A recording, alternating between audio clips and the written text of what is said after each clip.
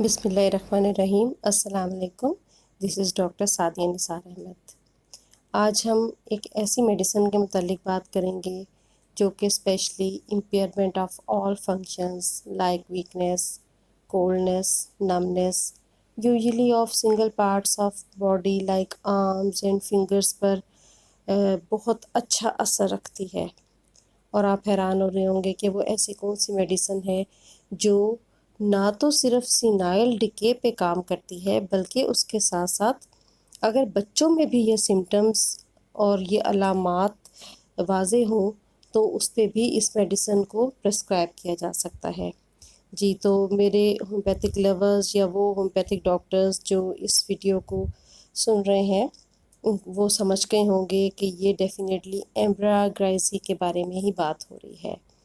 تو جی، آج ہم دیکھتے ہیں کہ ایمبراگرائزی میں کون سی ایسی علامات ہیں جو کہ ہمارے جسم پر اگر ظاہر ہوں تو ہم اس میڈیسن کو سلیکٹ کر سکتے ہیں۔ ایمبراگرائزی دبلے پتلے، پیوش یعنی چڑچڑے، زود رنج اور بہت جلد غصہ میں آ جانے والے بڑوں اور بچوں کی دوا ہے۔ اوور سینسٹیونیس اس کی ایک نمایاں علامت ہے۔ کم عمری میں ہی توازن کھو دینے اور چکرانے کا رجحان ملتا ہے۔ جیسے بہت بوڑھے لوگوں میں طبعی طور پر یہ عارضہ پایا جاتا ہے، یعنی جیسے جیسے وقت بڑھتا ہے، عمر بڑھتی ہے تو سینائل ڈکے کی بہت سی علامات ہمارے لوگوں میں نظر آتی ہیں اور اسی کو بڑھاپا کہا جاتا ہے۔ لیکن اگر اس طرح کی بہت سی علامات جیسے ویکنیس اور ٹھنڈ لگنا، نمنیس یعنی جسم میں کا سن ہونا اور یہ سب چیزیں اگر کسی بچے یا جوان میں بھی آ جائیں تو اس میں بھی یہ میڈیسن برابر کا کام کرتی ہے۔ ایمبراگرائزی کا مریض عموماً غم میں ڈوبا رہتا ہے، یعنی بائی نیچر وہ ڈپریشن پیشنٹ ہوتا ہے۔ خواہ کوئی بھی غم اس کے ذہن میں نہ بھی ہو تب بھی وہ فطرتاً اور طبعاً غمگین ہی ہوتا ہے۔ اس میں ٹینڈنسی ہوتی ہے کہ وہ اندھیرے میں بیٹھے، ایک سائڈ پہ ہو کے بیٹھے اور لوگوں سے بچتا ہے اور بات بات پر دل کا ڈوبنا محسوس کرتا ہے۔ اور ایسے مریض کے اندر زندگی کی کوئی بہت خواہش باقی نہیں رہتی، وہ ہر چیز سے بیزار اور انڈیفرنٹ ہو جاتا ہے۔ اگر ان علامتوں کے ساتھ وقت سے پہلے بڑھاپے کی جسمانی علامات بھی ظاہر ہو جائیں تو اس کا علاج ایمبراگرائزی ہی ہوگا۔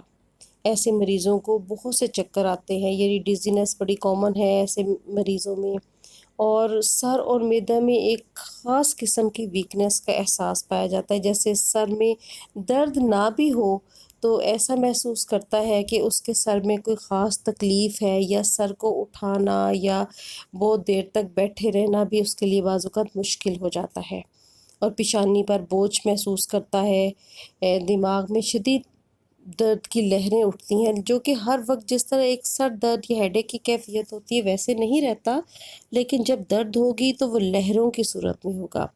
اور ڈراؤزینس پائی جاتی ہے، امپیئرڈ میموری ہوتی ہے۔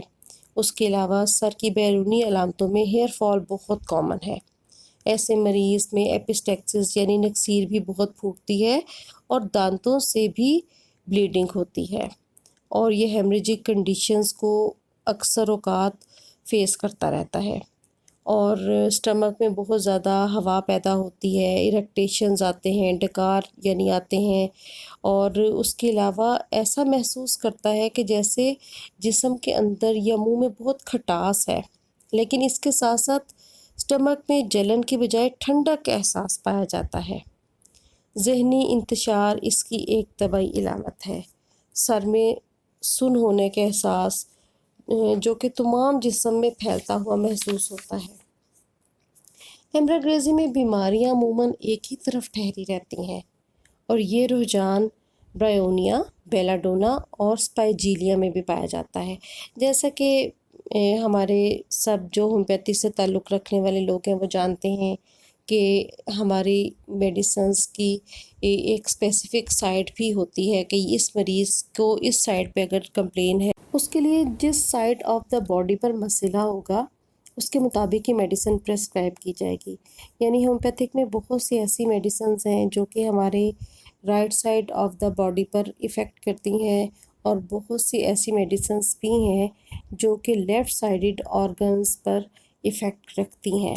تو ایمبرا بیماریوں میں ایک ہی طرف کو سپورٹ کرتی ہے کہ اگر رائٹ سائڈ پر بیماری ہے تو وہ اسی سائڈ پہ رہے گی، اور اگر لیفٹ سائڈ پہ ہے تو وہ لیفٹ سائیڈڈ ہی ہوگی، وہ رائٹ سائڈ کے آرگنز یا پورشن کو ٹچ نہیں کرے گی۔ اور یہ ٹینڈنسی برائیونیا، بیلاڈونا اور اسپائجیلیا میں بھی پائی جاتی ہے۔ ایمبرا کی ایک علامت جو بظاہر بڑی ڈیفرنٹ سی محسوس ہوتی ہے وہ یہ ہے کہ مریض موسیقی کو برداشت نہیں کر سکتا اور اس کے سر درد میں موسیقی کے ساتھ اضافہ ہوتا ہے۔ اعصابی تناؤ اور جسمانی تکلیفیں بڑھ جاتی ہیں، یعنی میوزک سے اس کی تکلیفوں میں ایگریویشن ہوتی ہے۔ گویا موسیقی اس کو سکون بخشنے کی بجائے اعصاب میں ایک ٹینشن پیدا کر دیتی ہے۔ جیسا کہ ہم شروع میں بھی ڈسکس کر چکے ہیں کہ ایمبرا بڑھاپے کی طبعی علامتیں مثلاً ہاتھ پاؤں کا سونا، دل کا دھڑکنا، اعصاب کا ڈھیلا پن اور ان چیزوں کے بہت جلد بڑھنے میں بہت اچھا کردار ادا کرتی ہے۔ اس کے ساتھ یہ ایک خاص چیز کو بہت اچھے سے کور کرتی ہے اور وہ ہے صدمہ کی شدت، اور یہ اس کو کم کرنے میں بھی بہت اچھا کردار ادا کرتی ہے۔ جیسے کہ ہومیوپیتھک میں ڈپریشن، انگزائٹی کے لیے بہت سی میڈیسنز ہیں، اور اسپیشلی ہم انگزائٹی کے لیے اگنیشیا کو پریفر کرتے ہیں۔